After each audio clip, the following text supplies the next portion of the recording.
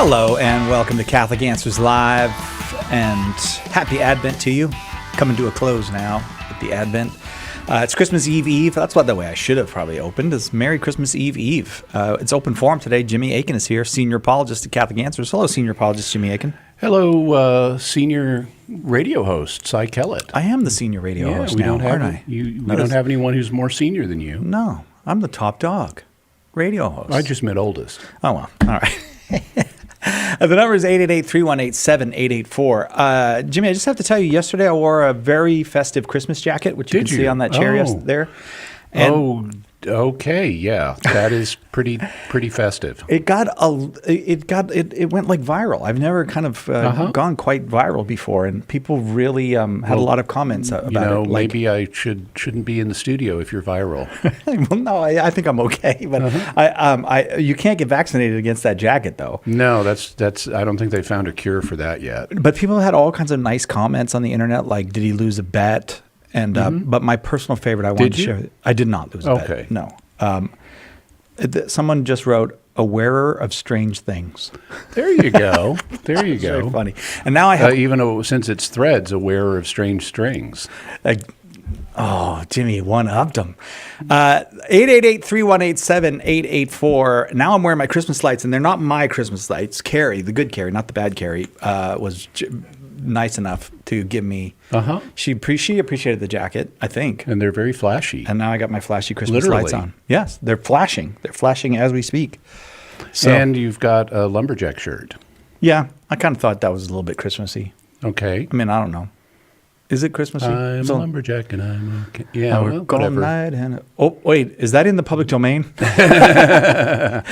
All right, 888-318-7884. Call and ask anything you'd like. If you'd want, you can ask a Christmas question as we approach, but you should know that next week, Jimmy's going to be answering Christmas questions for hours on our air. 3 hours, I think, of various Christmas questions, plus some Christmas stuff on Focus, our podcast. This week, we did the focus on... Is it pagan? Is Christmas pagan? Turns out not. Yeah, not so much. And then next week is the Star of Bethlehem. Yeah, where I'm going to have some really interesting stuff on the Star of Bethlehem that people have probably never encountered before. I am going to say, unless you are a quite eclectic person, the whole second half of it's going to be new to you. It was new to me, but I also feel like I've seen the Star of Bethlehem now. Yes, I feel like I have seen the Star. I have too. Okay. It's pretty bright. You can get that next week, CatholicAnswersFocus.com, or anywhere where you can get a good podcast, or even on YouTube. On the YouTube, we're there. 888-318-7884. Jimmy, in addition to being senior apologist here at Catholic Answers, of course, is the proprietor of Jimmy Akin's Mysterious World, where it's Christmas questions this week, and next week, weird questions. Did I do that right? Yes, you did. All right. Should we go to the phones? I got to wait for her to finish typing. Yeah. I should probably do that. That would be good. Sorry, Sarah. I didn't mean to rush you. We have lots of other good stuff coming up on Mysterious World, though. What do you got?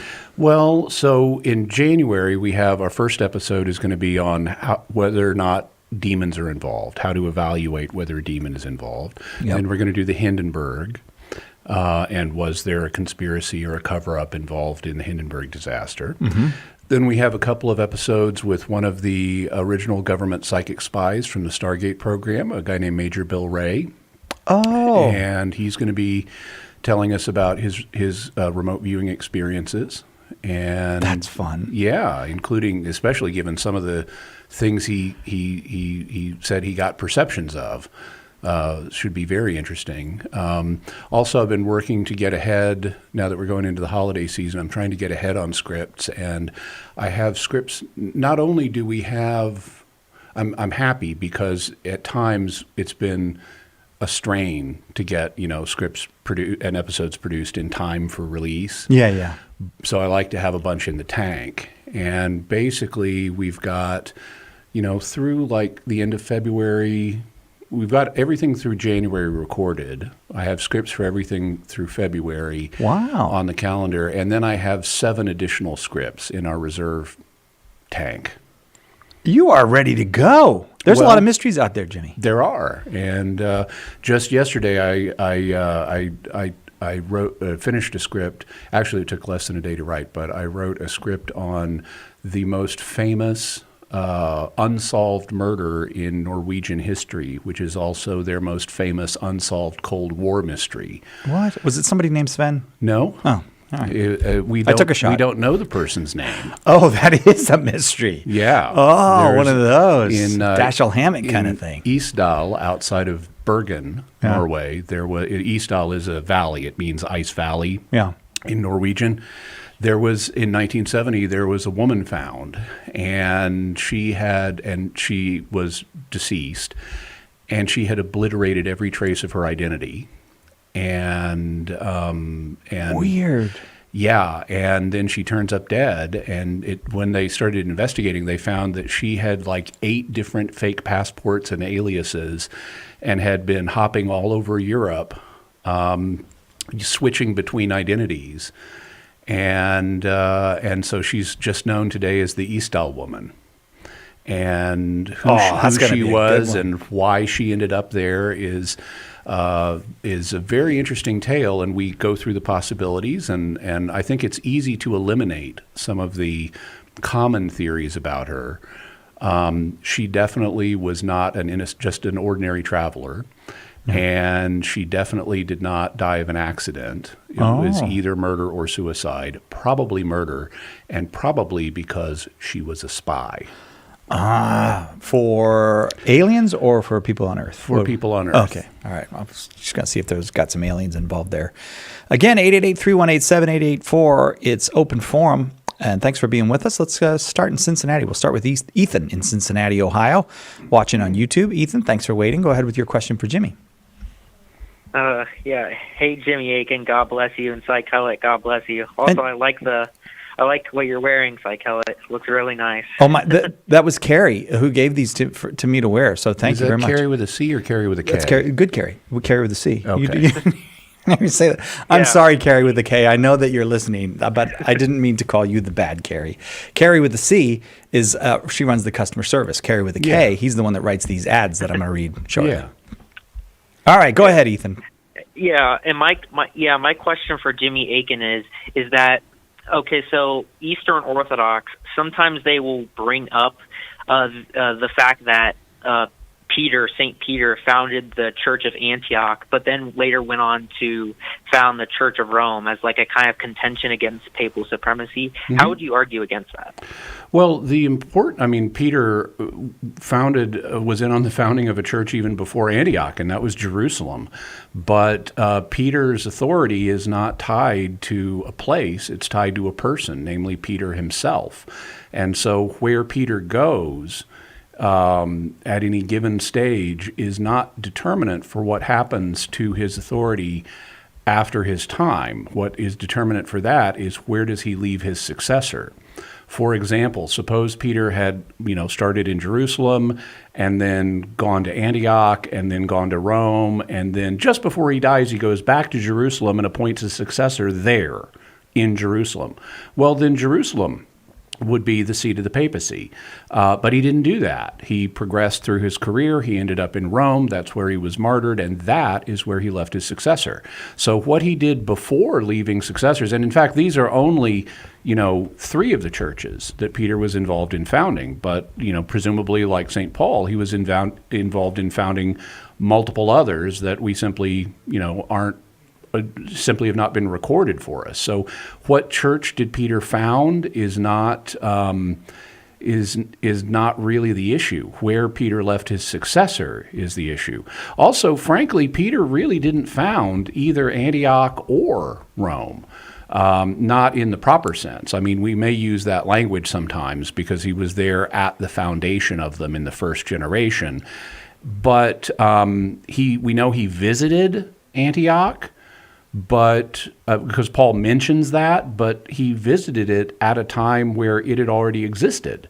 We're told, in fact, that at the time the church in Antioch started, Peter was in Jerusalem, and the message spread to Antioch, and it was in Antioch that the gospel was first preached to some Greeks outside of the Jewish Christian community. And you already had this community there, and we don't have a record of Peter going to Antioch until after the Acts 15 council, which was called because of a controversy in the Church of Antioch. Similarly, if you look in Acts chapter 2, the crowd that is present on the day of Pentecost includes Jews and proselytes from Rome. And the implication that Luke would have us draw from this is that's how the Christian message first got to Rome. You had these Jews and proselytes who were from Rome in Jerusalem on the day of Pentecost. They heard the gospel, they became Christians, and then they went back to Rome. And so the Christian community in Rome was founded in that way. It didn't suddenly get founded when Peter arrived. So what churches Peter did or didn't found is not the issue. Where Peter left his successor is the issue. Mm-hmm. Yeah, makes sense. Makes sense. Well, Ethan, I hope you have a Merry Christmas. You too, sir. God bless. All right, God bless. Thank you very, very much for the call. I got to read an ad written by the bad Carrie. Well, the Carrie with a K, and here it is. Okay. I know there are some of you out there who waited until the last minute, too busy, no time, or just didn't feel like going out. Good news, there's still time to shop and save. It's the final day of our digital mega sale. All ebooks, e-mags, MP3s, and digital videos, just $1, $3, or $5, absolutely nothing over $5. What are you waiting for? Get on over to shop.catholic.com right now and download digital gifts for friends and family alike. And yes, Si, they can even get your book in digital format. Thank you, Carrie. That's shop.catholic.com. We're here for you. Call now. Catholic Answers Live. Underwriting for Catholic Answers Live is provided by Real Estate for Life. Real Estate for Life connects home buyers and sellers to real estate agents while supporting pro-life organizations. On the web at realestateforlife.org. Unplanned, the true story of Abby Johnson. I would be the youngest director in Planned Parenthood history. She believed in a woman's right to choose. I've had an abortion myself, so I don't have any problem with another woman making the same decision. Until the day she saw something that changed everything. Tiny, perfect little baby. And then it was just gone. Now she's pulling back the curtain on the abortion industry. Unplanned. Available at EWTNRC.com and the EWTN app.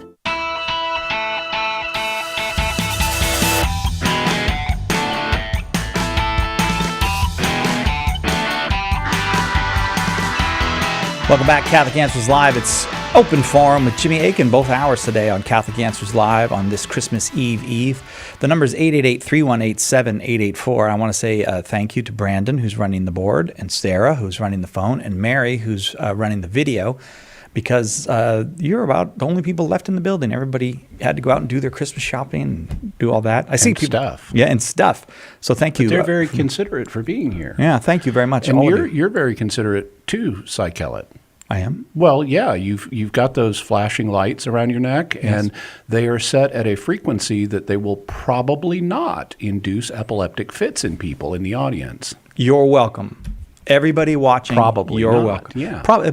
It's a low probability.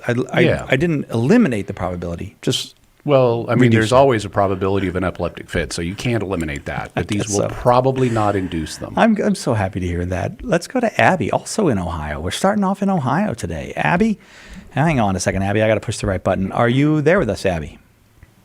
Yes. Hello, Abby. How old are you? 11. Well, it's very nice to speak with you on this Christmas Eve. Abby, go ahead with your question for Mr. Akin. Okay, so my question is, what would have happened if Adam and Eve hadn't sinned?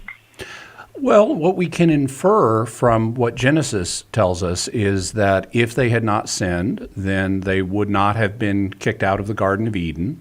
So they would have been able to continue to live there and have an existence that was free of the kind of problems that they would later encounter, which included having to really have a hard time gaining food, because there was a curse on the ground that made it harder for Adam to get food.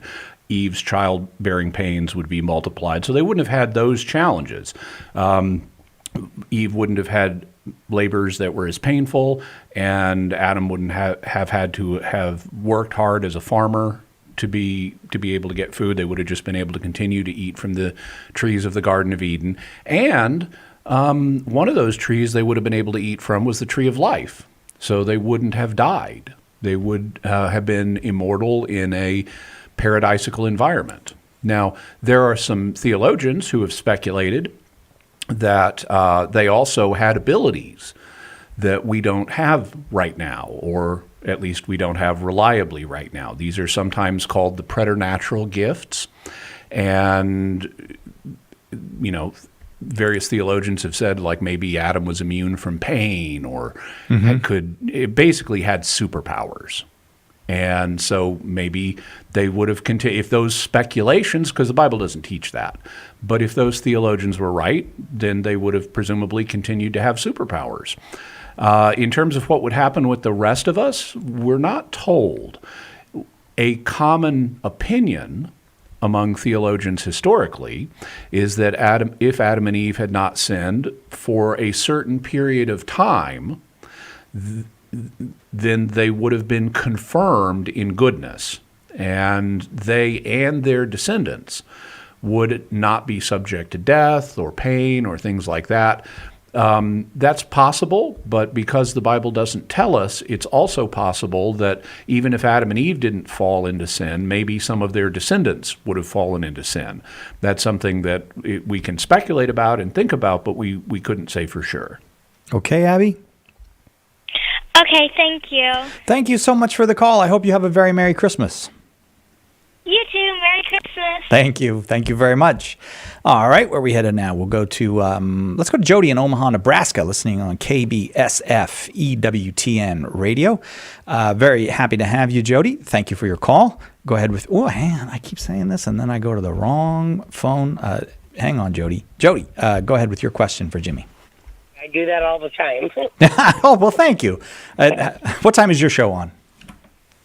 I work in an assisted living, so I never know what phone I'm answering. Yeah. Well, you and I, we match up on that, Jody. Go ahead with your question for Jimmy. Okay, so I heard you speak about what you're going to talk about next week, which is one of them is a viewer. Jody, I'm so sorry, but you're breaking up a little bit. Just get right up to the phone and we'll give it a try. I'm right here. Can you hear me? Yeah, go ahead. Okay. So you told that you said next week that there would be, I think, 2 interviews with the remote viewer. Oh, that's next month. Yes. Oh, okay. Sorry, I was driving home from work, but I heard that. But I've been, I believe I saw a UFO, about 20 years ago, and I have been addicted to the documentaries on UFOs and the scientific perspective on them and that. And sometimes it messes with my faith. I'm like, okay, I know God made everything. But then you listen to, just like your remote viewers, you listen to them, and the other species came down. But that doesn't say that's not from God, right? Correct. Yeah. If there are other species out there in the universe, they're part of God's creation too, just like us. Okay. Is that what worries you, Jody? It worries me that I put my addiction to aliens versus God. And you want some help? You want some help about how to change that? Sure. Yeah, I do. Okay. Gotcha. So I have a resource recommendation for you. It's my podcast, Jimmy Akin's Mysterious World, where we, not every week, but we regularly talk about aliens and UFOs. And in every episode, each mystery we consider, we look at it both from the faith perspective and say, what would the Christian faith have to say about this? And we look at it from the reason perspective and say, what would reason say about this? So we use critical thinking as well as theological, spiritual discernment. And we apply that to every mystery we look at, including aliens and UFOs and things like that. And so what you get when we do that is an integrated approach used from a Catholic faith perspective, and a reason perspective. We don't automatically dismiss or automatically believe claims about aliens or UFOs, but we try to consider them thoughtfully and in light of Catholic faith. And in fact, there's a particular episode, it's episode 55, if you want to check it out. It's on aliens and religion, and it specifically deals with, the whole episode deals with what would the implications be from a faith perspective if we discovered intelligent alien life. And it doesn't interfere with the Christian faith if that were to be the case. There's no problem saying, well, okay, God created other intelligent beings besides humans. In fact, we know he did that because he made the angels, all the different types of angels. They're intelligent beings. They're not physical beings, but they're intelligent beings, and they're not humans. And he made them. So we know God not only can, but has made intelligent beings other than humans. And if he chose to make some physical ones too elsewhere in the universe, well, then they're his children also. They might be good children, they might be bad children, they might be a mix of good and bad like we are, but they would all be his children, and that's not a threat to our faith any more than it would be a threat to the faith back in, Jesus' day, when they were aware of people in the old world, meaning Europe and Africa and Asia, but they weren't aware of people in the new world, in the Americas, because they didn't know about the Americas. And eventually it turned out, oh, there are other people here on Earth that we didn't know about. And when they found the new world, the Americas, in the age of discovery, and it just turned out, oh, there's more of God's children here. So it's not a big deal. It poses some interesting questions if they're very different children, but they'd still be God's children. And so I would recommend that to you as a way of helping get some faith and reason perspective on this question. And an important part of that is the reason perspective, because a lot of documentaries that you'll see about aliens don't always apply critical thinking in a rigorous way. Sometimes they're really trying to simply generate wonder and think about these possibilities and wouldn't this be amazing? And they don't always take a careful look at what does the evidence really say about a particular report of a UFO or an alien abduction, and look for other explanations. They kind of leap to the "it's always aliens" interpretation. But there are cases where there are perfectly natural explanations. Sometimes what a person sees, maybe it's an alien spacecraft, but maybe it's something else. And sometimes you even have people who engage in hoaxes for various purposes. And in fact, coming up in February on Mysterious World, I'm going to be having an episode devoted to a prominent figure in the UFO community who claims to be able to summon UFOs. And he has these outdoor parties where they try to summon the UFOs and these lights in the sky show up. And this guy has hired airplanes to drop flares in the distance to simulate UFOs. It's a hoax. And we're going to be exposing that hoax. So we don't just accept every claim. We try to look at them open-mindedly, but also apply critical thinking, both from the faith and the reason perspective. So I would check that out as a way of helping gain some perspective on these issues and integrate them together. Jody, thank you very, very much. I do indeed hope that was helpful for you. Please call anytime. Every single line full, so I'm going to keep moving, try to get another one in before we have to take a break. Let's go to Red Lake, Ontario. Justin in Red Lake, Ontario, Canada, watching on YouTube. You're next, Justin. Go ahead with your question for Jimmy.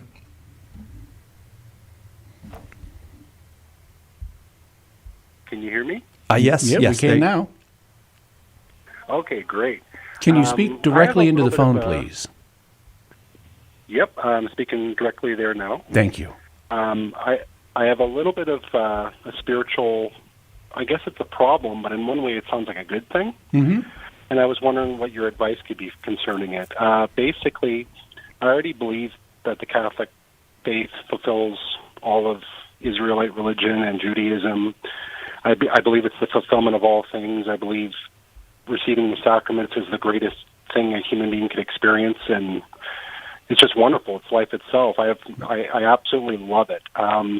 The only thing I notice, though, is there's a real sadness that comes over me because while it's like I I'm joyful a lot. I'm not a sad person. It's almost like I want so much more, and I know there's so much more, and it's so hard to wait in this life for more. I feel like, for example, you're not allowed to have the Eucharist in your house, so you can't be with Jesus personally, like in that way. Or I know when other people receive the Eucharist, if they're sincere and they're in a state of grace, in my mind, it's like they become like extensions of the sacraments, right? You could see Christ in them because of the body of Christ. But I just see so much failure with other people too, and pain with that, and it just feels like I receive all truth and beauty, but it's like I'm waiting for something better, and it feels like this life's a prison while I wait for heaven. Justin, we're gonna thank you very much for the question. I'm gonna, if you don't mind, if you'll hang on, I'll just put you on hold for a minute. We'll do this break that we have to do. We'll come back and get Jimmy's response. Open forum, Jimmy Akin, both hours, Catholic Answers Live. Here's a question. Is it really possible to be friends with someone who died 2,000 years ago? Maybe the problem is that we've grown way too comfortable with the story of Jesus. Nice man, right? Taught us to love one another, said not to judge people. We celebrate his birthday every year. It's time to put away this small, safe version of Jesus, says Cy Kellett. Nobody that bland could have transformed the world. In A Teacher of Strange Things, Cy presents Jesus Christ undiluted by sentiment, with all his radical words and deeds uncensored. Do you know someone, your son or daughter perhaps, or maybe your mom or dad, who needs the friendship of Jesus Christ? Do you?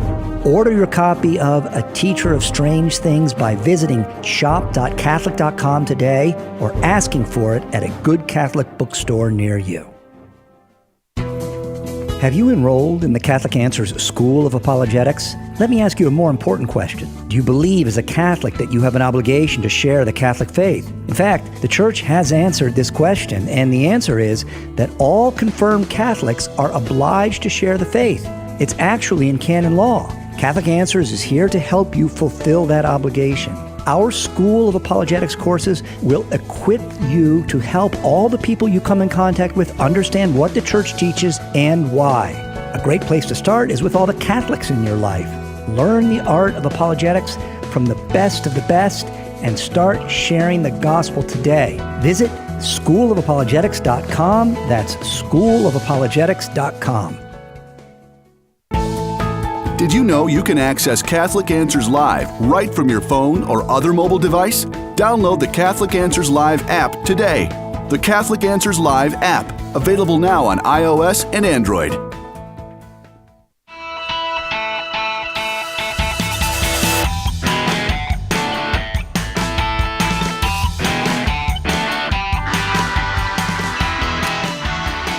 Welcome back to Catholic Answers Live on Christmas Eve. So glad to be with you. Thanks for being with us here on Catholic Answers Live. It's open forum. Jimmy Akin's our guest. We got lots and lots of questions. Let me see if there's any lines open. There might be every line full. So soon you can call 888-318-7884. We're talking right now with Justin in Red Lake, Ontario, Canada. Justin, you're still there with us?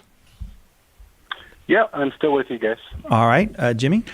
So if I understand the dilemma that you're dealing with, Justin, I certainly sympathize. Now, it's good that you recognize all the things you do that are, about the Catholic faith and about heaven and how things will be better in the next life than they are here. So there's a big upgrade in the offing.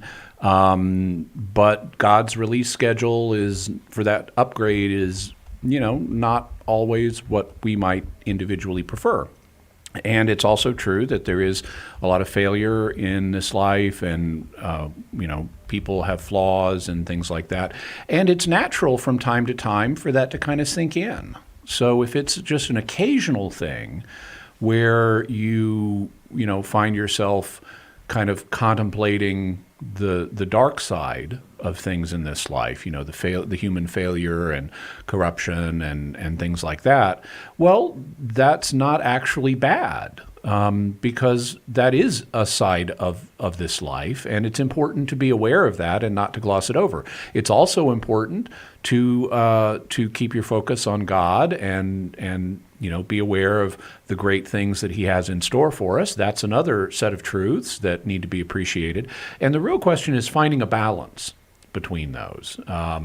And not everybody is going to have the same balance point, because different people have different spiritualities, they have different personalities, they have different inclinations.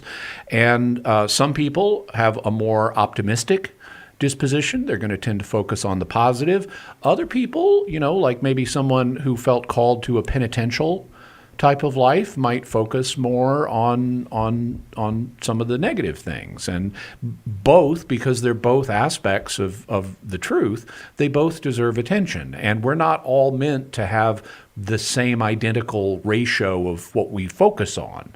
So it's okay to have awareness of these things and to feel a little down from time to time about them. If it becomes a problem, if, for example, you find yourself experiencing intense feelings that are negative, like depression or frustration or things like that, then there are things that can be done. Another, and I'm going to use a fancy word here, but I'll explain it. There's another term, which is anhedonia.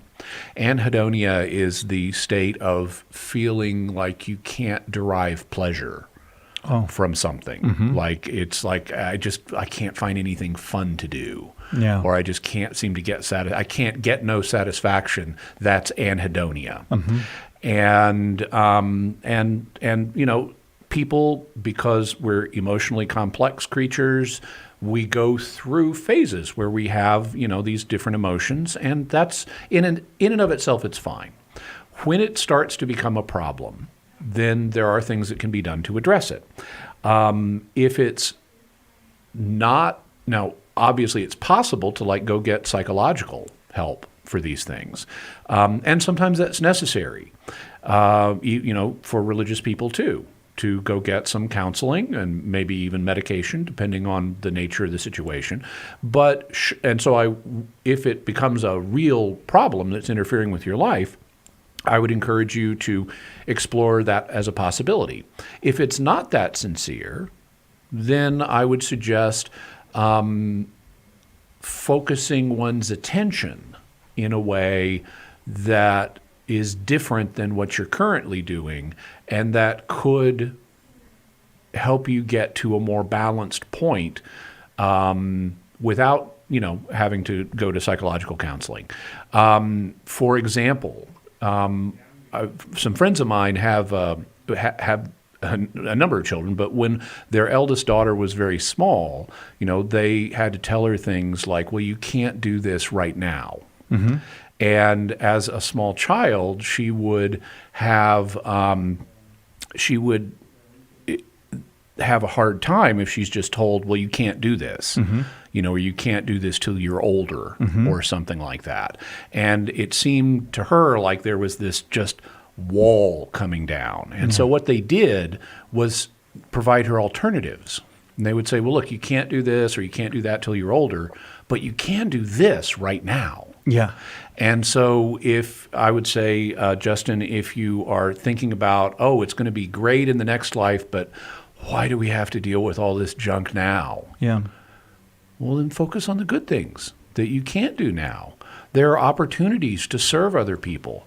There are opportunities to do something creative. I mean, an art project, even if no one sees it, even if it's just for you and for God, it's an exercise of the creativity that the Creator built into human nature, and that of itself pleases God. So you can admire the creative works of others, whether it's music or drama or fiction, or you could do something creative yourself, or you could do something for other people. You could go volunteer, at some volunteer facility where you can actually concretely help people.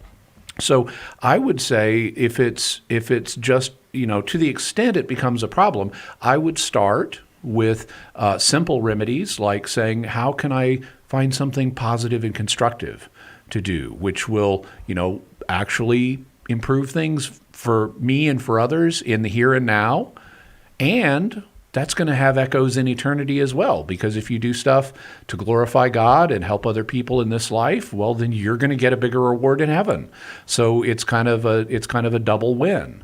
And, but also be aware, of your own emotional state and your conditions. And if you think you could benefit from some informal counseling, you might talk to a priest or a counselor, or if it did turn into something serious, like a serious case of depression or anger and frustration, by all means get the help that's available out there professionally, because it is available, and you don't have to experience that all the time. Justin, I'm going to say thanks. These lines have just stayed so full, but thank you so much for the call. I do indeed hope that was helpful. And I'm going to go now right here in California. Cole's here in California, listening on the Catholic Answers app. Cole, thank you for downloading the app onto your phone. Go ahead with your question for Jimmy. Hi. I want to try to bring my mother to the church, as she's a Christian, but she's really undeveloped in her understanding of the faith. She doesn't really read the Bible. She grew up Mormon, so she only has the KJV Mormon, so harder to read. But I bought her a new one for Christmas, so maybe that'll help her. Yeah. But she doesn't understand doctrines really, like the Trinity. Although she does believe the Spirit and Christ are God, but she doesn't have like the full a full complex understanding really. And I just want to know, how could I lead her to the church if I can't give standard arguments, like give her verses or church fathers or any other theological idea? What's a good way to explain this to someone to help them come closer to it without that? Okay, well, something you might consider is if she's not a big reader, and we always have resources at Catholic.com that are there online for you for free that you can look at. And, you can go to Catholic.com, type in a particular thing like the Trinity or how to explain the Trinity, and you'll find resources there that can help you out with particular things. But as a general thing, if you have someone who's not a big reader and you're hoping to, give them a persuasive reason to look at the Catholic Church, well, one thing you might do is engage them through video. Now Bishop Robert Barron has a famous set of very beautiful videos on Catholicism, and they're visually very appealing. They have a very high reputation for being emotionally engaging. And maybe get that set of DVDs and watch them with your mom or something. What do you think, Cole? I could try that. I actually do have those DVDs, and I'm thinking of giving them to her too. But I have to go grab them from my dorm sometime. I wouldn't really say it's that she's not into reading. It's more of that she won't take the time to read it. Really, that's the bigger issue. That like the Trinity, for example, to explain that to her, you could just find it or like read it in the Bible and stuff, but then most people will come to a I don't want to say not full understanding, but they won't have terms like essence and persons and stuff that's more developed and understood. So, well, I have a really, and I'm sure we have videos on this, but I can do it very briefly. You don't have, so the essence of the Trinity is that there is one God who is three persons. And to understand what God is, well, he's the supreme being. And the question that people have in their minds, now there are various Bible verses that show the Father is God, the Son is God, the Spirit is God, the Father, the Son, and the Spirit are three different persons, but there's only one God. And typically the snag point, because you can show those verses and you can find them on Catholic.com, but the conceptual snag that people hit with the Trinity is, how can there be a single being that is three persons? And that's an understandable thing to ask, because we don't encounter here in this life beings that are more than one person. And so our brains, which are designed for this life, aren't set up to grasp the full reality of God. But we can show that there's not a logical contradiction here, that this actually makes sense. Because even though we don't in this life encounter beings that are more than one person, we do encounter beings that are one person, like me. I'm a being. I exist. That's what a being is, something that exists, something that bees. Psychelet is a being, and he's also a person. So I, as a being, am one person. Psychelet, as a being, is one person. But then we also encounter other beings that are not persons. This computer in front of me, or this microphone in front of me, well, they exist, they be, so they're beings, but the computer is not a person, and the microphone is not a person. So we see that there's a difference between being and person. Some beings, like a microphone or a computer, are less than one person. Some beings, like me or Psychelet, are exactly one person. And therefore, conceptually, there's no problem with saying, well, if some beings are less than one person and some beings are exactly one person, then some beings can be more than one person. And that's what God is. And so once we realize that there's not a logic problem here, this is just part of the mystery of God that exceeds what's easy for us to imagine, we then can say, well, let's look at the Bible, and are there these verses? And yeah, there are. There are a handful of them. It's not that many that you need to see in order to be able to show the different parts of this. And we have, because the Bible is God's Word, we have God's Word on this. There's one God. He's three persons. And it's actually, even though it's difficult for our puny human minds to imagine in this life because we haven't seen God yet, it is something that he tells us is true and that we can see there's not a logical problem with. So there's a very brief explanation of the Trinity and the key thing that people wonder about it. I would suggest, look up, there's just, like I said, just a handful of verses you need to look at. You can find them at Catholic.com if you type in Trinity, and maybe you can show your mom just a couple little minutes of my explanation there. Cole, got to say thank you because we got to take a break. We'll be right back with more Open Forum with Jimmy Akin right after this. Hello, this is Archbishop Salvatore Cordileone of San Francisco. Keep your dial tuned to Catholic Answers Live. He is only one of 4 popes honored as the Great. Matthew Bunson and the Doctors of the Church. St. Leo I was pope at a time when Roman civilization was being overrun by barbarian armies. He stood as a light in the darkness and even saved the city of Rome from destruction by Attila and the Huns. Leo died in 461. For more about the Doctors of the Church, visit doctorsofthechurch.com. You've heard that St. Paul Street Evangelization supports hundreds of teams of evangelists sharing the good news. But did you know that some of these teams are public prayer stations? Set up a sign on the sidewalk and offer prayer and encouragement to those you encounter. Everyone needs prayer. Try this new method of witnessing to Jesus. Contact St. Paul Street Evangelization to get started at streetevangelization.com. That's streetevangelization.com.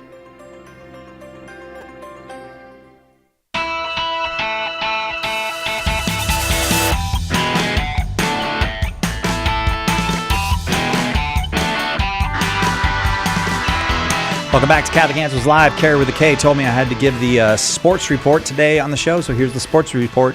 Catholic Answers has a softball team. They played a full season. They played in the championship game and came up just short. And this is what Todd Aguilaro says. My heart. He's the director of publishing here at Catholic Answers, and he was also the coach. Let me guess what he says. Yeah. So he says, we will return next season and smash our enemies and sow the ground with salt in their wake. It's in that maybe other than the spirit and the words of it, I think you're right on. So it's very close. It's very just close. The spirit is different and the words are different. Yeah, just those two things. This is what Todd Aguilaro said about our Catholic Answers softball team. My heart swells with pride when I think about how our ragtag bunch not only held its own against, but so nearly triumphed over this collection of ringers that treat Santee softball like their personal stomping ground. And maybe, just maybe, Our witness of prayer and camaraderie will have been an instrument in leading some of those opponents closer to Christ. Whenever we take the field again, let's remember how far we've come and endeavor to take our play to new heights. Viva Cristo Rey. That's because they're called Cristeros. Cristeros. So he used his inside voice for the part about His smashing voice. our enemies and That's right. sowing the ground with salt and Yes. eating their hearts. He kept the quiet part quiet, Okay. and he said the out loud part out loud. Okay. Yeah, love those Cristeros. Sam, right here in Vista, California. I was just in your town the other day. It's so nice and Christmassy on the weekends there, Sam.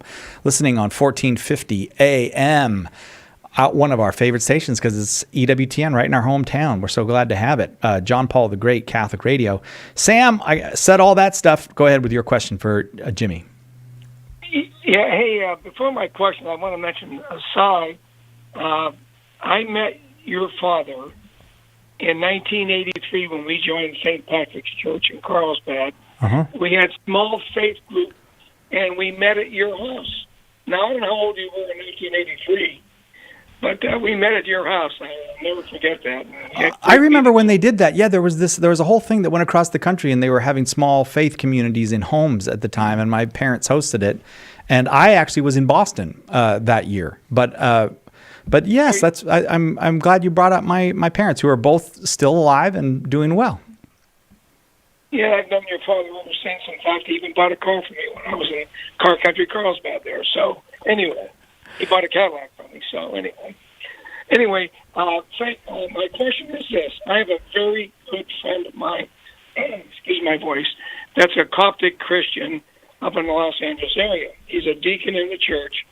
I visited him a couple of times and attended his father's funeral at the Coptic church, and I just love the icons in the Eastern churches. Sam, I want to make sure I have time to answer your question thoroughly. What's the question?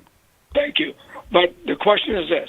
He told me that when Joseph took Mary and Jesus to Egypt, because he's Egyptian, when they went to Egypt, they were there for 3 years. So my question is this. If that is the case, they were there for 3 years, how was baby Jesus presented in the temple? So that's my question. So I'll give you the answer, but I'll also recommend a resource where you can get more detail.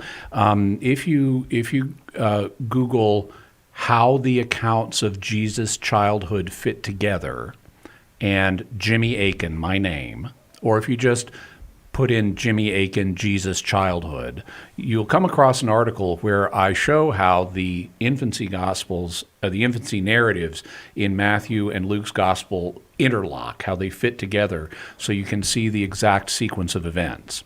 The answer is, well, if they stayed for 3 years in Egypt, that wouldn't be any kind of problem because the presentation in the temple happened before they ever left for Egypt. The presentation in the temple happened only a few weeks after Jesus was born, as Luke tells us, but as Matthew tells us, the Magi arrived between 1 and 2 years later. And so this was not just a matter of weeks, it was a year or more, potentially. It was definitely a matter of months before the Magi arrived and before the slaughter of the innocents happened. And so they didn't flee to Egypt until after Jesus had already been presented. So from that perspective, it wouldn't matter how long they remained in Egypt because the presentation had already been done. Now, I should say, I don't personally think, there may be a Coptic idea that they were there for 3 years. I don't think there's good historical evidence for that. I think the evidence is that the stay in Egypt was much briefer than that. But it's not a matter of faith, and people can have different opinions depending on how they see the evidence. Sam, that all makes sense to you? Yeah, it sure does. That sure. And I'll make sure I check that reference out, Jimmy. Thank you very much. Very good. Well, thank you very much, Sam. Hope you have a Merry Christmas. You as well. Thank you. This is such a cool little town. Let's go to Michael in Derby, New York, listening on the Amazon. You can say Alexa and it won't cause them all to trigger. I think if you say Alexa, all the Alexas turn on. No, they're pretty good about that. They Really? they learn to recognize their owners' voices for one thing. I didn't know that. Yeah. Oh, that's all right. All right, Michael in Derby, New York, listening on the Amazon. Alexa, thank you very much. Now, if you emphasize it, it Why? may affect that. Oh, well, now you're changing the terms of this deal. Go ahead with your question. Well, gentlemen, first, I have to say, I appreciate your engagement on an intellectual level with all of your callers tonight. Oh, thank you, Michael. Very great to hear that. So my question is this, and if this is a bit verbose, I apologize. I grew up as a Catholic. Really, by the time I was 6 years of age, I became an atheist. Even though I went through First Communion. But after that point, I was very adamant in my non-belief. Michael, just so you're aware, we're coming up on the hard break at the end of the show, and I want to be able to give you a full answer. I understand you've had a religious journey in your life, like lots of people have. How can I help you at this moment in your journey? Sure. So to fast forward 5 years ago, I really believed that there was a God based on reading history, and talked to some Protestant friends about that, and they've given me conflicting answers, which is where my problem lies. And then came across the writings of John Henry Newman while doing my PhD research, and specifically his difficulties of Anglicans. So really, based on that, I reject Protestantism and just want to know, where do I go from here? I have tried to reach out. Just to backtrack a bit, I see an issue of authority with Protestantism. Okay, Michael, let me ask you a question because we're really coming up on this break. So are you at a point where you would like to re-engage your Catholic faith, or are you still in a discernment process in that regard? I've rejected pretty much everything else based on the issue of authority or internal inconsistencies. So my question is, where do I go from here? Well, if you're ready to re-engage with your Catholic faith, it's fairly simple. Since you were raised Catholic, you were baptized Catholic, and all you need to do to begin resuming active life as a Catholic is go to confession. Now, it's been a long time since you've been to confession, so you probably will need a bit of a longer confession than what may be normal, and so I would make an appointment with a priest in your local parish and say, I've been away for many years, I want to come in, and then you do an examination of conscience before the confession. You figure out what you need to confess, which is only the mortal sins that you definitely committed. You don't have to worry about other kinds of sins, only the mortal ones. You don't have to give lots of detail, but just say, here's what I did, and we probably may not know exact numbers, but to say, well, this I did a lot, or I did this a few times or something, and make your confession. And then you're able to resume life as an active Catholic. Now, even before going to confession, you can do things like you can start going to Mass. You can, cross yourself. You can say prayers. You can use holy water. You can do all those things. But in order to receive the sacraments, what you want to do is go to confession, and then you can begin receiving the sacraments again. If you have not been confirmed, then you're going to want to see about that. Also, there may be, if you're married, there may be some issues that you need to iron out with regard to your marriage, but the priest can help you with all that. The key step for you would just be to start going to just go to confession and explain the situation, get absolution, and take it from there. But that would be the key step for someone in your position if you're ready to re-engage with your Catholic faith. And Michael, it does sound like the intellectual life is very important to you. I'd like to send you a couple of gifts as you come back to the church. Jimmy has a beautiful book called The Words of Eternal Life. I'd like to send you that. And I have a feeling The Drama of Salvation, another of Jimmy's books, would be one that you would take an interest in.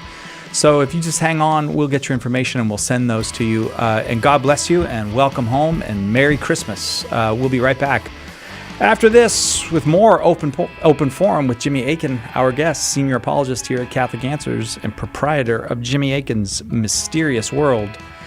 You're welcome to call 888-318-7884. And if you're on the line now, hang on that line. We'll be right back to take your call right after this.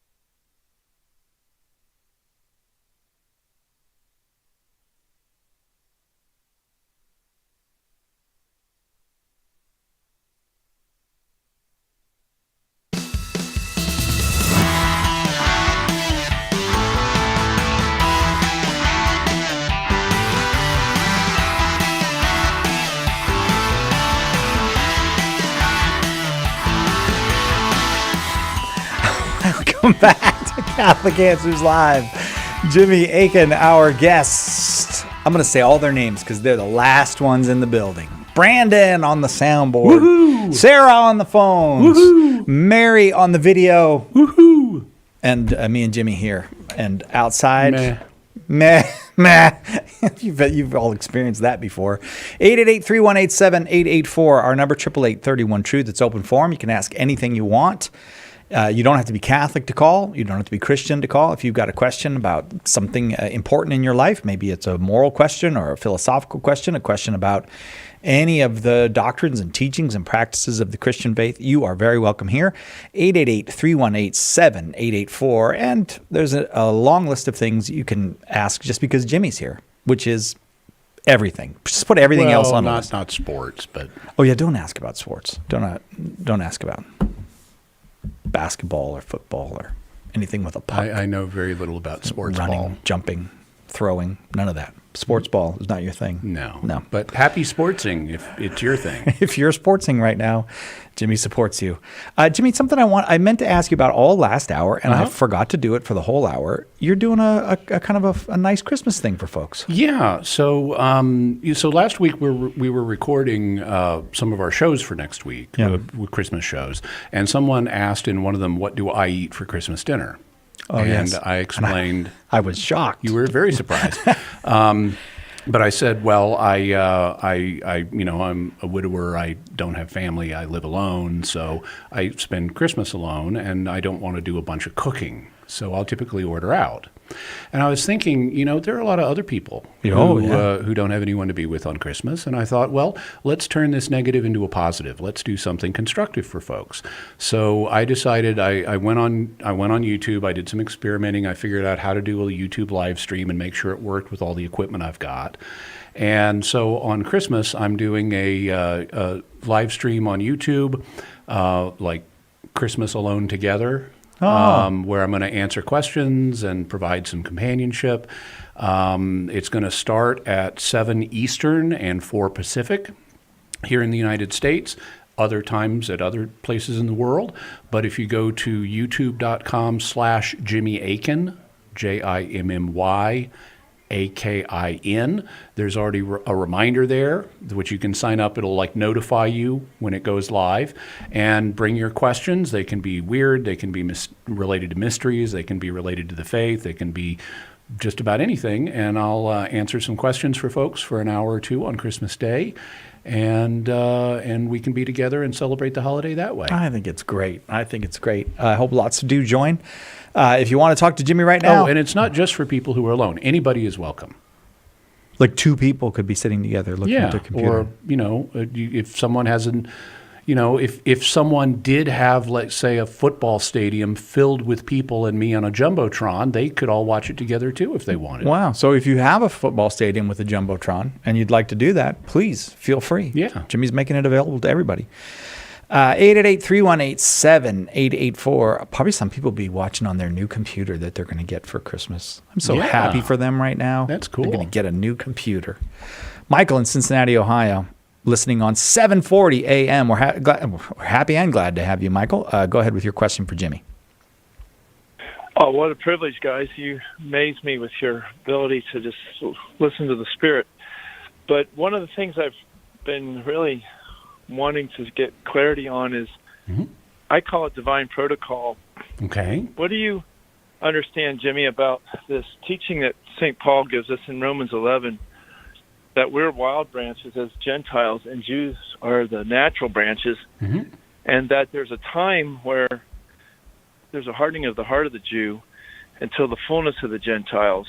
I've talked to Dr. Hahn on this a little bit. He thinks that allegorically we could consider ourselves as Ephraim, as Gentiles, and that the Jews are really the ones who lead all the tribes up to the Lord's holy mountain, that there is this resurrection on the horizon, of the Jews coming back to fullness of the faith. So could you help me understand this anticipation we have of the one new man Paul talks about in Ephesians 2:15, that there is a visible unity that, like St. John Paul II calls in his encyclical Unum Sint?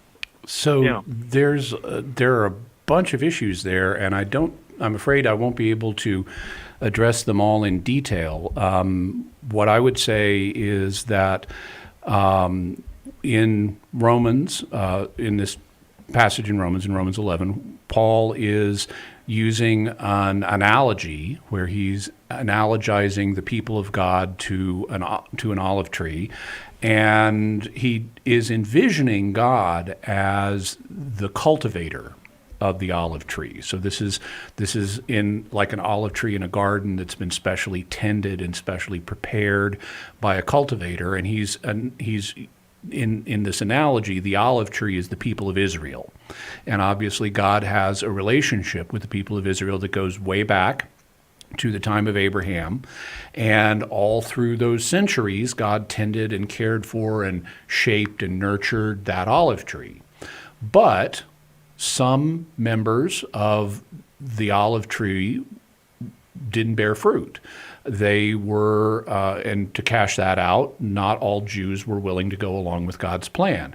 And so as a result of that, God has pruned those leaves and removed those branches so that they're no longer fully participating in his covenant. Now, they still have some, because every analogy has its limitations, there is still a sense in which they're still related to God. They still have an element of participation in his covenant, but they're not fully participating in it the way God wants.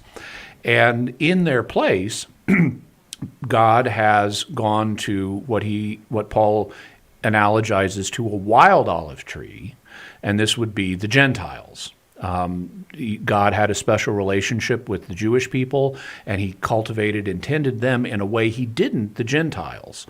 Now, he's always had a relationship with them because he's the creator and they're his children too. But he didn't have the same kind of relationship with the Gentiles that he did with Jewish people, and that's why Paul analogizes the Gentiles to a wild rather than a cultivated olive tree. And because some Gentiles have embraced faith in God and have become faithful to God through Jesus Christ, he's taken those branches representing individual Gentile Christians and grafted them in to his people, Israel, in a spiritual sense. They haven't become Jews ethnically, but they are spiritually now part of Israel, which is a theme that he explores earlier in Romans, like in Romans 4, where he talks about Abraham being the father of all Christians, Jews, and Gentiles in faith. Now, eventually, St. Paul says there's going to be a conversion of the Jewish people to Christ corporately, and that will be, the way St. Paul talks about it, one of the signs of the second coming. So that is something that lies in the future. There have always been Jewish Christians from the first century onward, but there's some kind of significant conversion that will be a sign of the second coming arriving and the resurrection of the dead, which is specifically what Paul links it to. In terms of the new man, well, as you mentioned, that's something that St. Paul discusses in Ephesians, and there he uses a different metaphor to talk about the same reality. In Romans, he used the metaphor of an olive tree, but in Ephesians, he uses the metaphor of a human body, so that you have Jews and Gentiles no longer being separated, but being integrated organically so that they become part of the body of Christ, and thus a new man as a result of the union of the two types of Christians. So that's kind of a general sketch of the concepts. There's obviously loads that can be said and lots of theological speculation one could engage in regarding this, but that's kind of a general overview. And that will have to do it, Michael, because we got to take our quick break. Thank you very much for the call and for the question. Lots of folks still on the line. It's open forum on this Christmas Eve. Jimmy Akin is our guest, and we'll be right back with more calls after this. Let us help you with your question today on Catholic Answers Live. Homeschool Connections, an online provider of courses for your Catholic homeschool, is a sponsor of Catholic Answers Live. Homeschool Connections website is homeschoolconnections.com. Do you have a question but prefer to ask it privately? Catholic Questions can help. Go to CatholicQuestions.com to ask your question online, email us, drop us a letter, or give us a call. Longtime Catholic Answers Live apologist and author Jim Blackburn or another Catholic Questions apologist will be happy to assist you. Catholic Questions proudly supports Catholic Answers Live, so visit us at CatholicQuestions.com today. That's CatholicQuestions.com.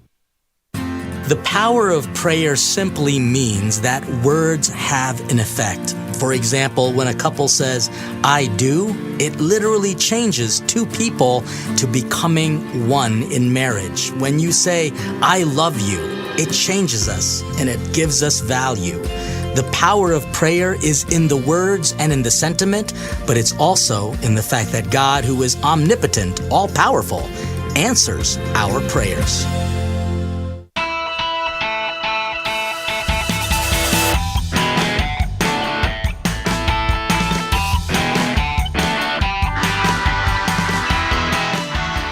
Welcome back, Catholic Answers Live.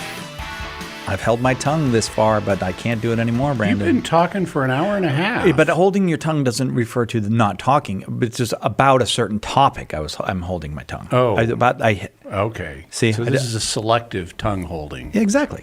Right. Well, okay. General tongue holding is that's a whole different thing. So Brandon, you've this is what experienced selective muteness. Yes, I've selectively put myself on mute about the fact that it's Thursday. Well, it is Thursday. Yeah. Yeah.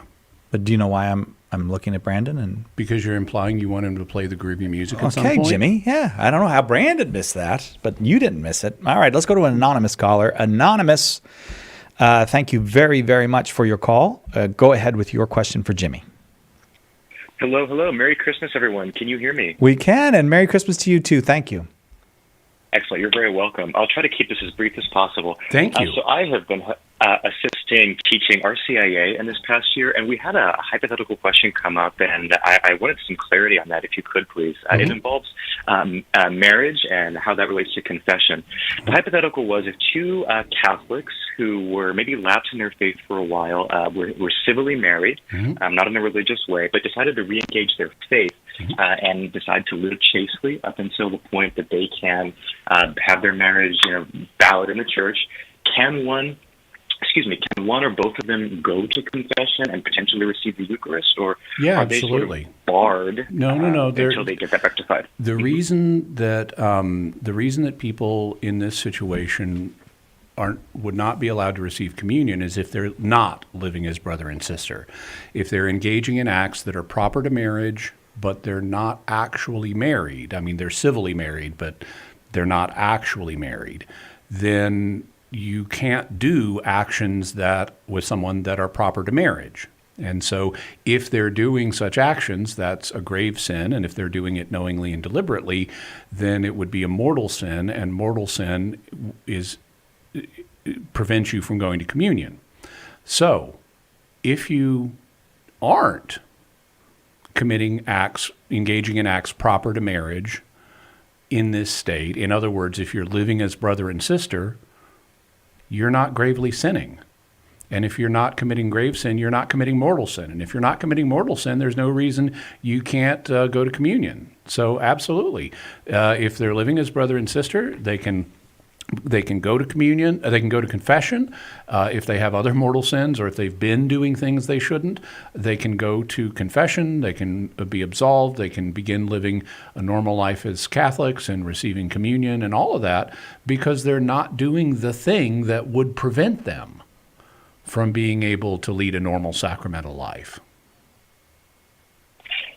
Thank you for that charitable answer. That was my gut as well, but I wanted to, ask you all because you're much smarter and wiser than I am.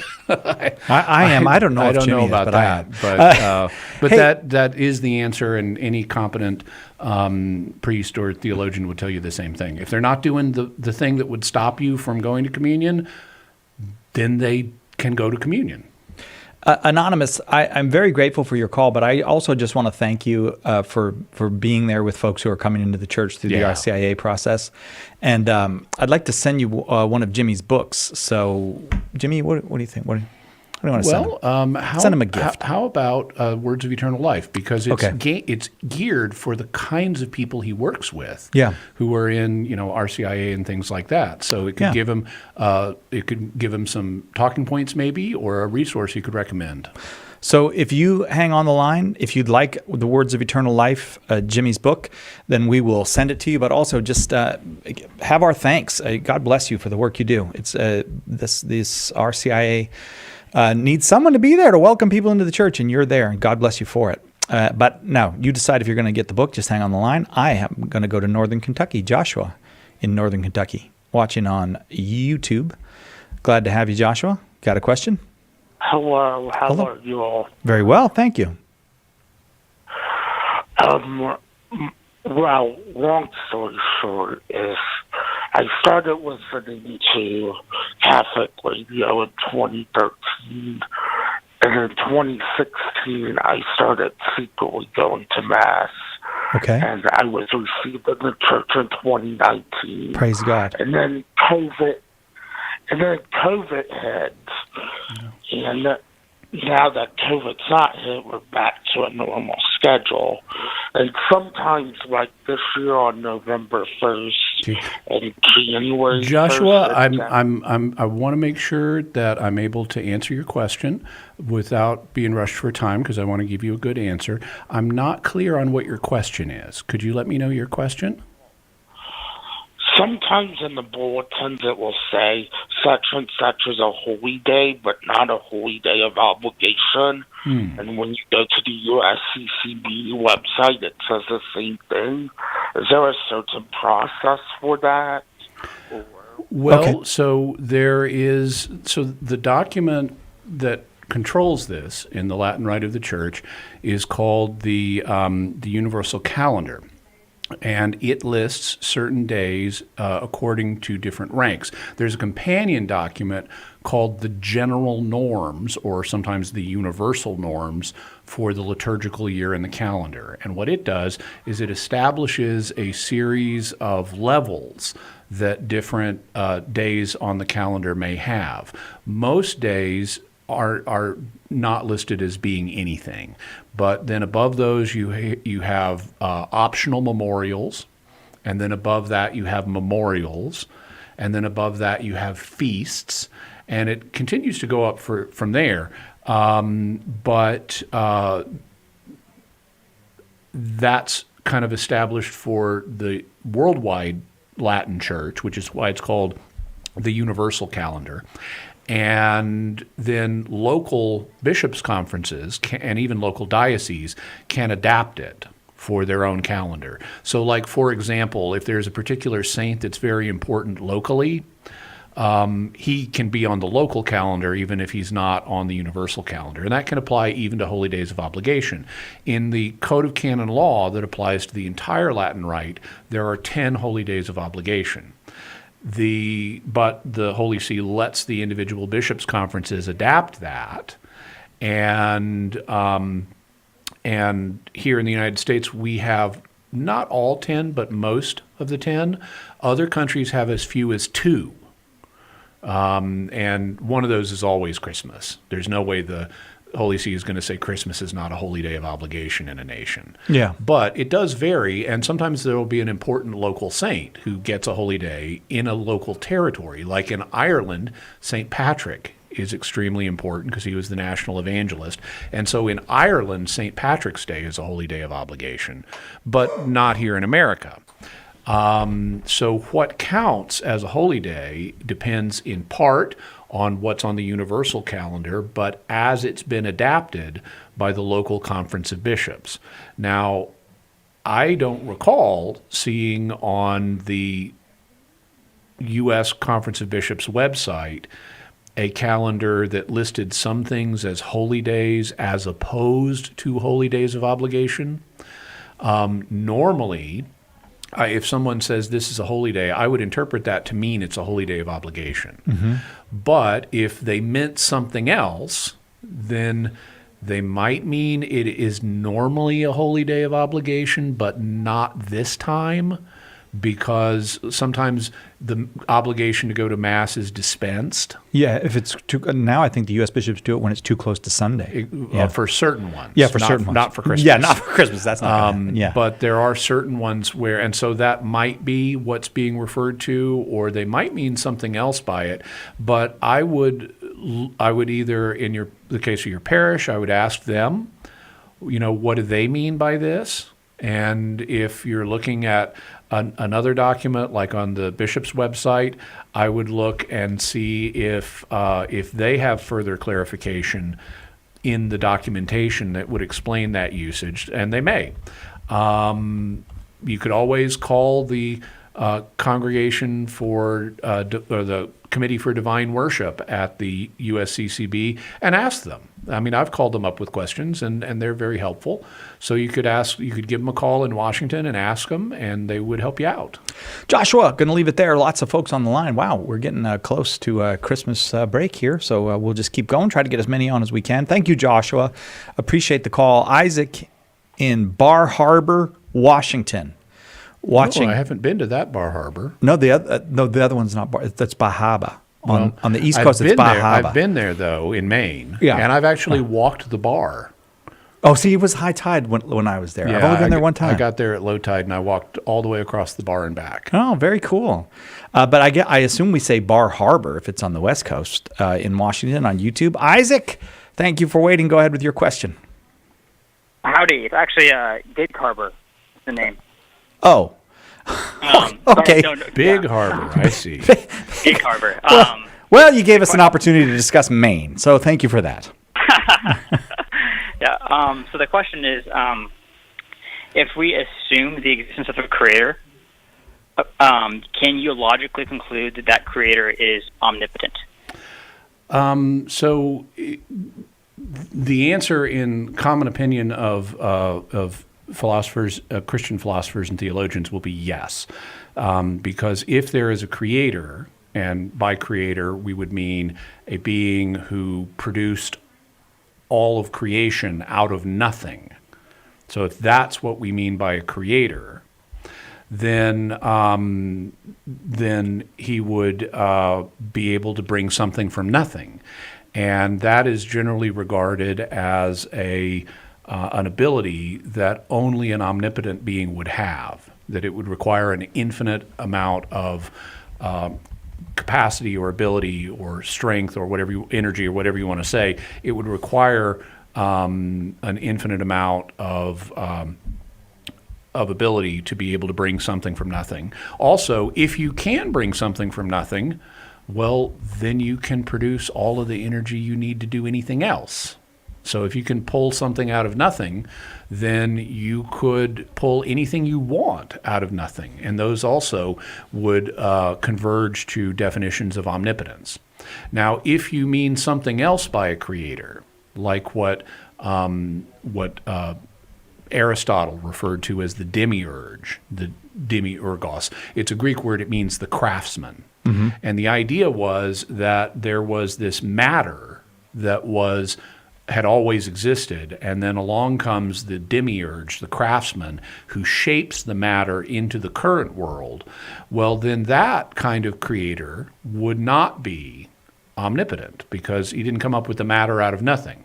He can't and doesn't create this matter. It's already there, and he just shapes it like a potter shapes clay. But if you mean a creator in the Christian sense, someone who can actually produce something from nothing, then there don't seem to be any constraints on his power, and as a result, he could do anything logically possible, and thus would be omnipotent. Isaac, in Gig Harbor, excuse me for the earlier error, all that makes sense to you? No, yeah, perfect. Thank you so much. All right, thank you. Appreciate the call. Open forum. All the lines just stay full today, so we'll just keep working our way through them. I think up next, if you answer it, they will come. Yeah, I think that's what's happening. Now I forgot. Oh, Field of Dreams. Sorry, yeah. I forgot the name of the movie for a second. Daniel in Jenks, Oklahoma, listening on the Catholic Answers app. Daniel, thanks for downloading the app onto your phone. Go ahead with your question for Jimmy. Good evening, Jimmy. I have a question about the authority of faith that comes with your baptism. Okay. So I understand that some people may have their views on like speaking things into existence because of faith, or speaking things over or into someone's life just because they believe in Jesus. But and I know Jesus also said you can speak to a mountain, move, and it will move if you have faith. So what does the Catholic Church teach about our authority or power over creation because we're baptized? Well, so we're coming up on the hard break, and we're going to hear the music starting in just a few seconds. So okay. I don't know that I want to fully launch into that answer, but I'll definitely give you one when we come back. Just hang on, Daniel, for a quick second. We will take that break and be right back with more Open Forum with Jimmy Akin. Anybody welcome to call with any question at all. I think there's one line open, so I'll give the number, 888-31-TRUTH. Right back with more Open Forum. Jimmy Akin, Catholic Answers Live, right after this.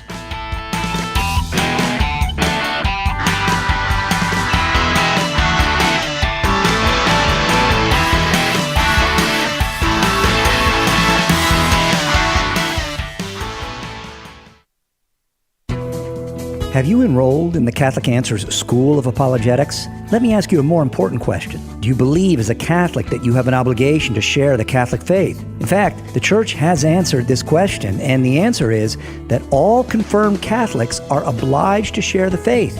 It's actually in canon law. Catholic Answers is here to help you fulfill that obligation. Our School of Apologetics courses will equip you to help all the people you come in contact with understand what the Church teaches and why. A great place to start is with all the Catholics in your life. Learn the art of apologetics from the best of the best and start sharing the gospel today. Visit schoolofapologetics.com. That's schoolofapologetics.com. Here's a question. Is it really possible to be friends with someone who died 2,000 years ago? Maybe the problem is that we've grown way too comfortable with the story of Jesus. Nice man, right? Taught us to love one another, said not to judge people. We celebrate his birthday every year. It's time to put away this small, safe version of Jesus, says Cy Kellett. Nobody that bland could have transformed the world. In A Teacher of Strange Things, Cy presents Jesus Christ undiluted by sentiment, with all his radical words and deeds uncensored. Do you know someone, your son or daughter perhaps, or maybe your mom or dad, who needs the friendship of Jesus Christ? Do you? Order your copy of A Teacher of Strange Things by visiting shop.catholic.com today or asking for it at a good Catholic bookstore near you. Did you know you can access Catholic Answers Live right from your phone or other mobile device? Download the Catholic Answers Live app today. The Catholic Answers Live app, available now on iOS and Android.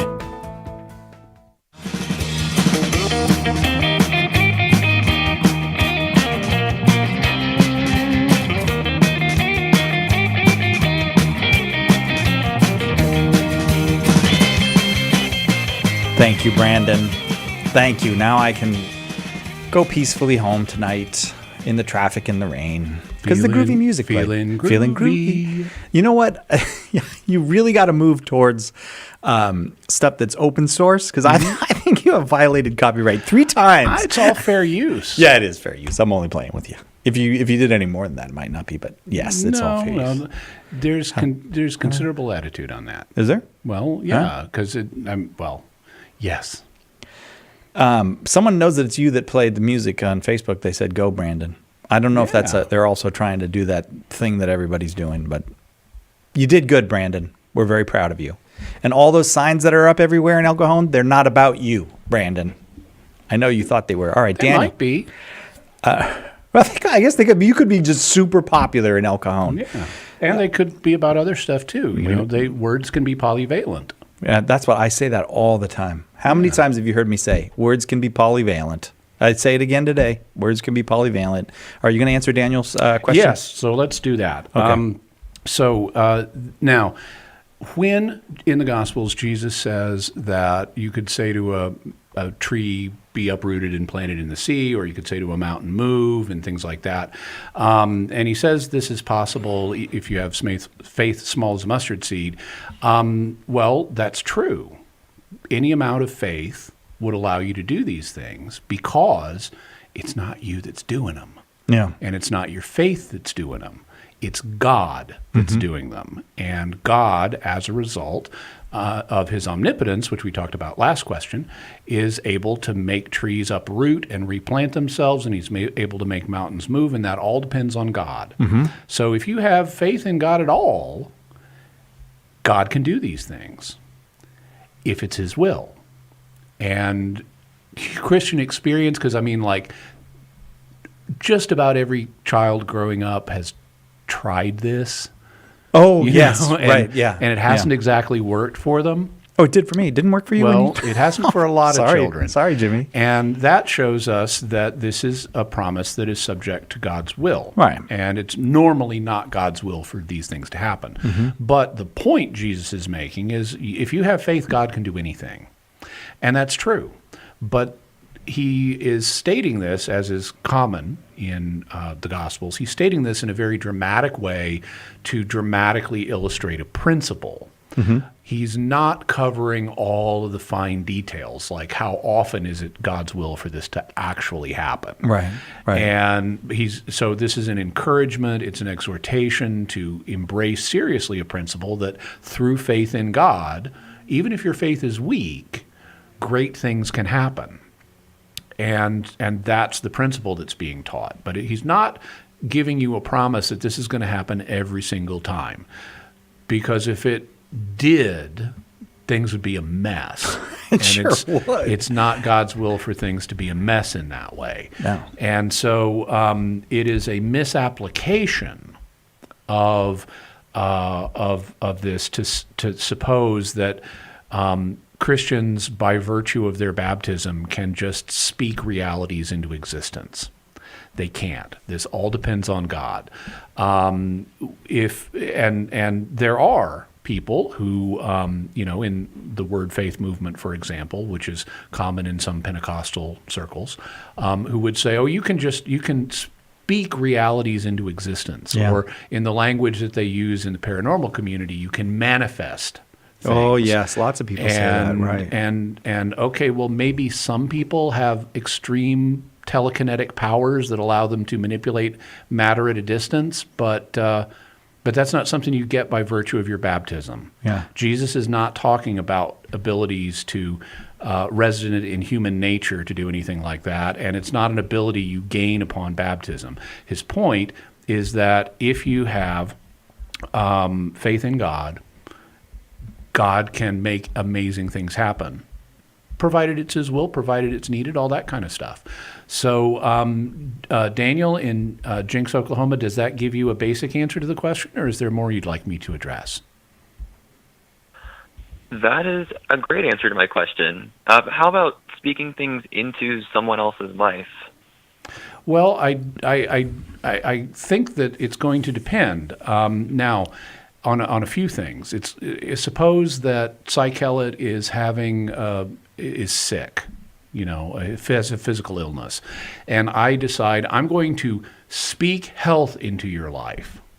Yeah. Okay. Well, if I have psychokinetic healing abilities, those might trigger and help Cy out. But if I don't, they're not going to.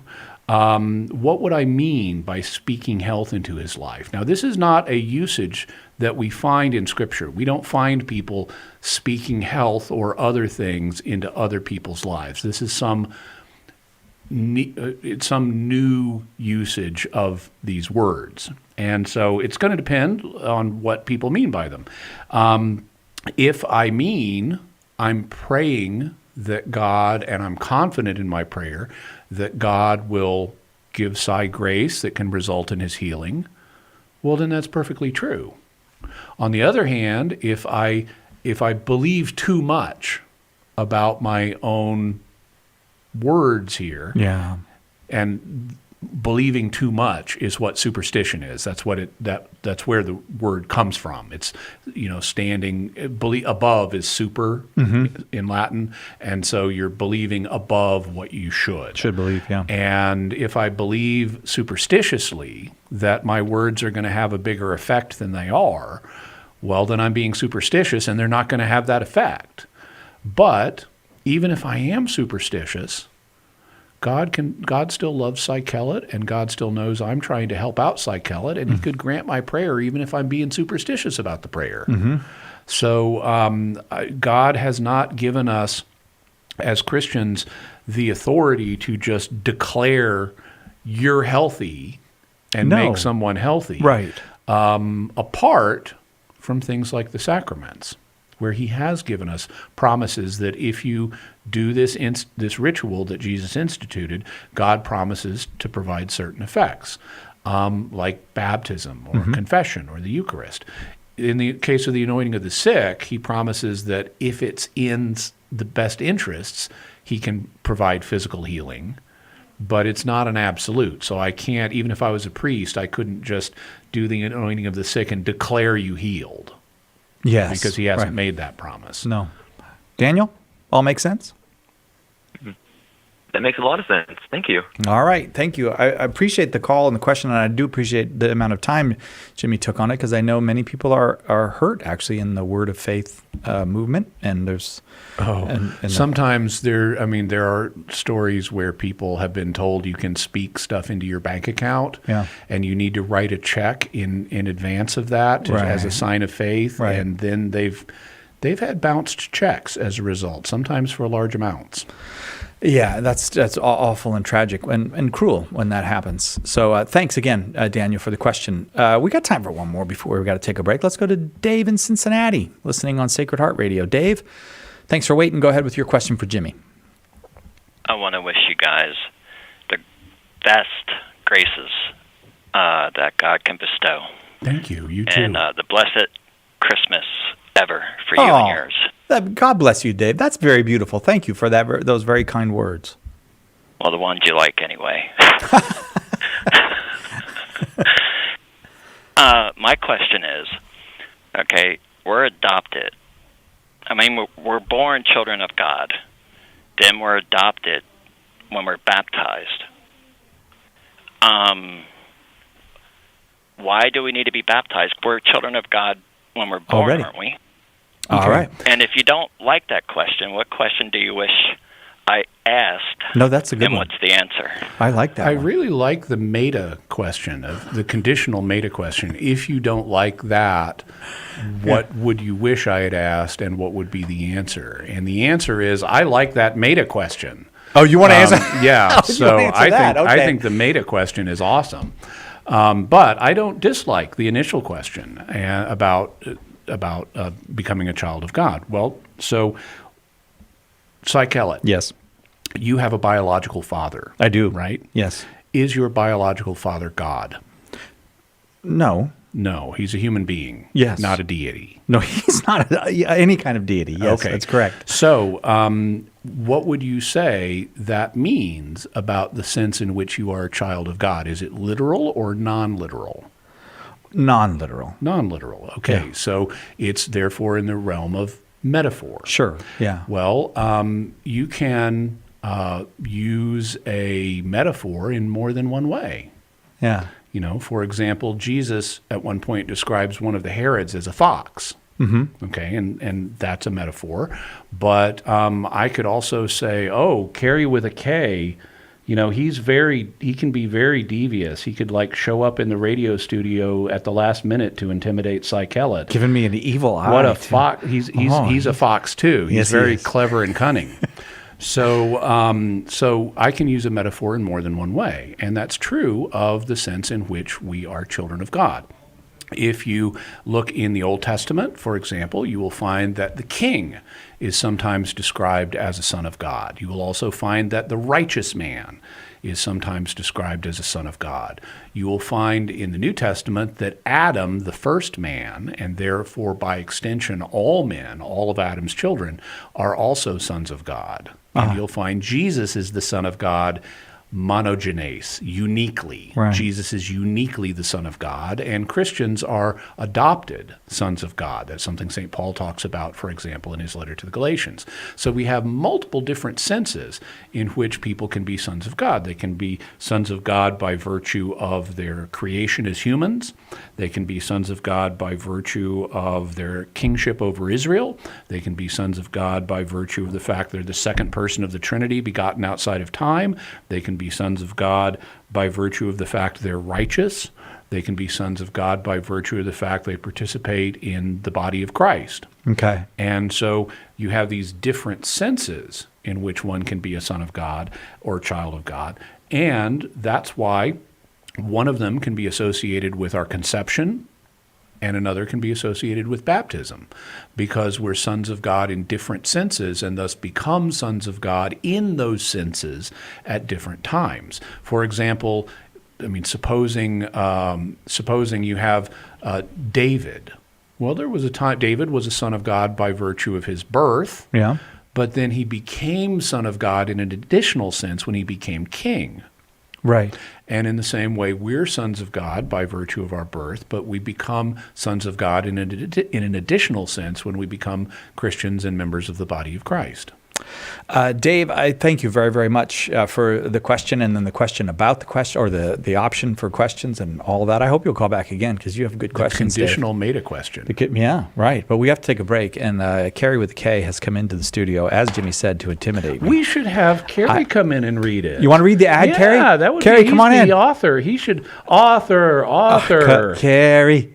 No, you're not coming in? Come on. Look, we got an extra microphone. All right. Watch how good I'm going to do it, though, just so that I'm not in trouble with you. Watch. This is going to be beautiful reading of the following ad.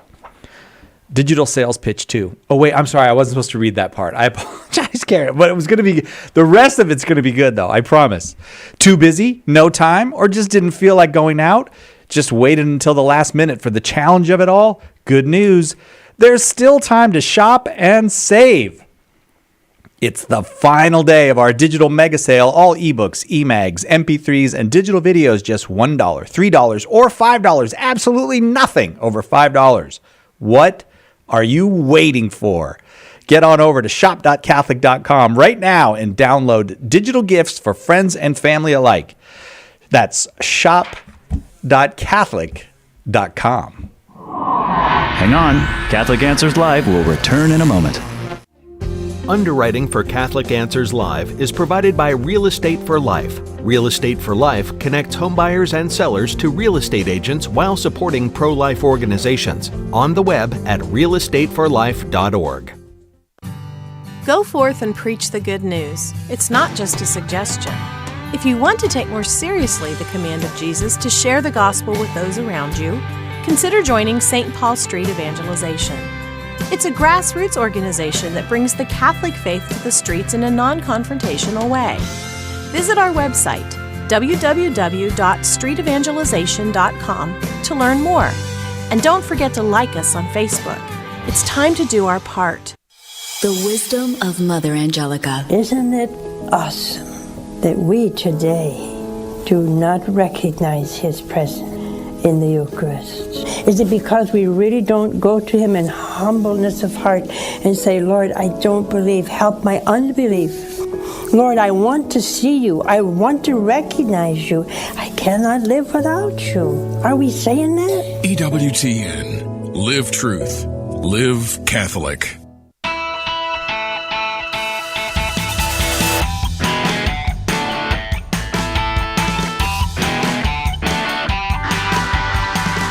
Welcome back to Catholic Answers Live. Carrie with a K is rarely here at this time, but he's going to lock up the building for everybody when we go, so he's hanging out with us.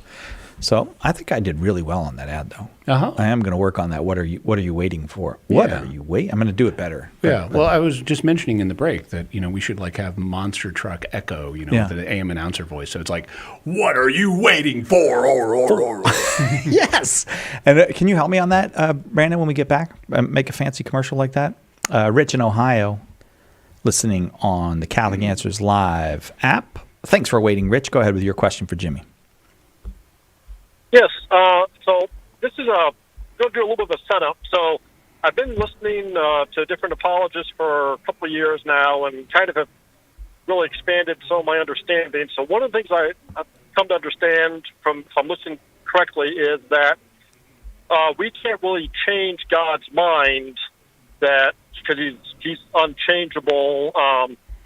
But also, I know Jesus said that we can pray for stuff, and that God will grant those prayers. So, in my mind, I've kind of coalesced that to mean that God decided at the beginning of time what He was going to do, but He did look into the future to know about my prayers as part of determining what that was going to be, all happening instantaneously. Which brings up the question then is, can we pray for something that's happened in the past, that we don't know the results of yet, and that actually be effective? Example might be my wife's building. I hear on the news that it's collapsed, so I pray that she's okay, and I obviously don't know what happened, and maybe God, had, as a result of my prayers, had decided to have her have a flat tire, so she didn't actually make it to work that day. Is that at all feasible, or am I way off base? So I'd suggest one tweak, and it's not a big one, because you will find language like "from the beginning of time" or "from the beginning" used in Scripture, and that language was helpful to the ancient Israelites who didn't have the concept of something being outside of time. So the way they would handle God's eternity is they would speak about like God knew this from the beginning. But these days, as a result of all the thought that has been devoted to these issues over the course of Christian history, we have a more refined understanding of God's relationship to time based on various truths. And today it is more precise to say God is outside of time.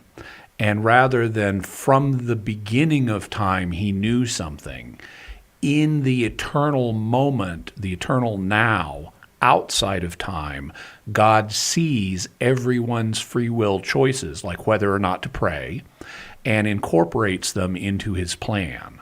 So it's not so, you can still conceptualize it as God was in the beginning and has known this, what he was going to do all along, but he foresaw our prayers and included them in his plan from the beginning. It's really more accurate to say he incorporates them from his perspective outside of time. But you can say it either way. To get to the core question here, can you pray for events that have happened? Yes, you can. There is no church teaching saying you can't, and there are actually quite good reasons to say this is something that can be done. And in fact, people like St. Faustina and St. Padre Pio encouraged this. So this is, even though it's not a common thing, because not very many people until recently have been thinking four-dimensionally about this, there's nothing stopping God from, God is omniscient. And so it doesn't matter when I'm praying. God knows that I'm praying for someone. They can be past, they can be present, they can be future. If I'm praying for someone, well, God knows that and can give them his help no matter when they are. So if, to use Rich's analogy, if you hear on the news that your wife's business physical building has collapsed, you could pray that she's still okay, that something happened to keep her from getting hurt. I hadn't thought of the a tire being flat. Yeah. I'd thought of that Buster Keaton movie where the falls over building falls down and he happens to be where a window is, so he doesn't get hit. He did that twice, by the way. Uh-huh. He did it in 2 different movies. He probably loved many, that joke, many takes. It's a great joke. Yeah. The Goodies also did it in Bun Fight at the OKT Room, if I recall correctly. Well. But it is perfectly possible to do that. Now, Rich asked, can this have an effect? Can God answer these prayers? And the answer is yeah.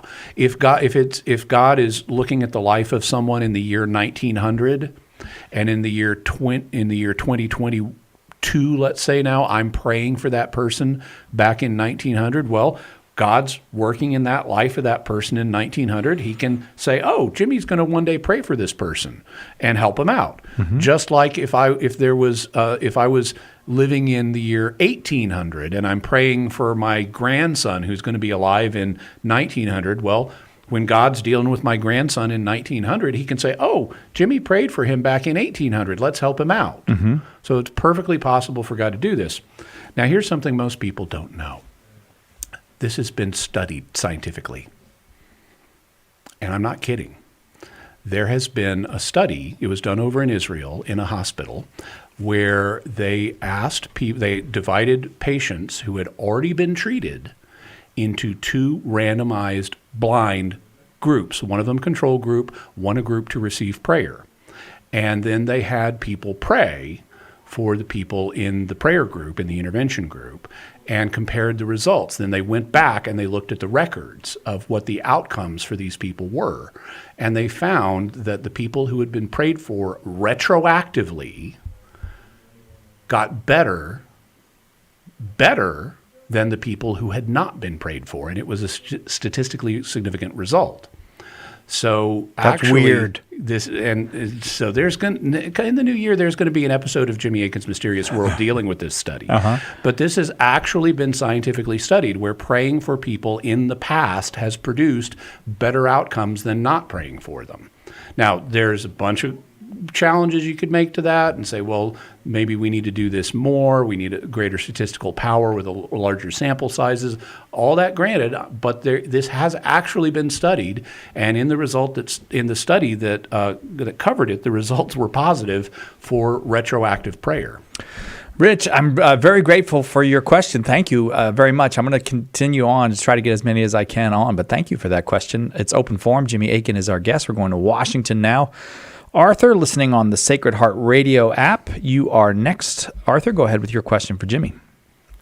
Yeah, hi. Jimmy, just want to say, amazed at your knowledge. Thank you. I just had a question about Moses, and he died before he went into the Promised Land because he didn't trust God and didn't obey him with the water deal. And I was just wondering if there was a typological significance to that with Jesus, his human body dying before his human body went to the Promised Land.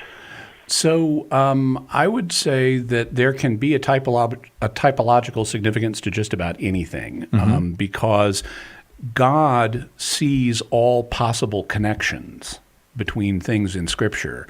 And even if they're not part of the literal sense, God is aware of every possible comparison you could make. And we have evidence from Scripture itself that God intends, as part of the spiritual sense of the text, for us to look for such connections.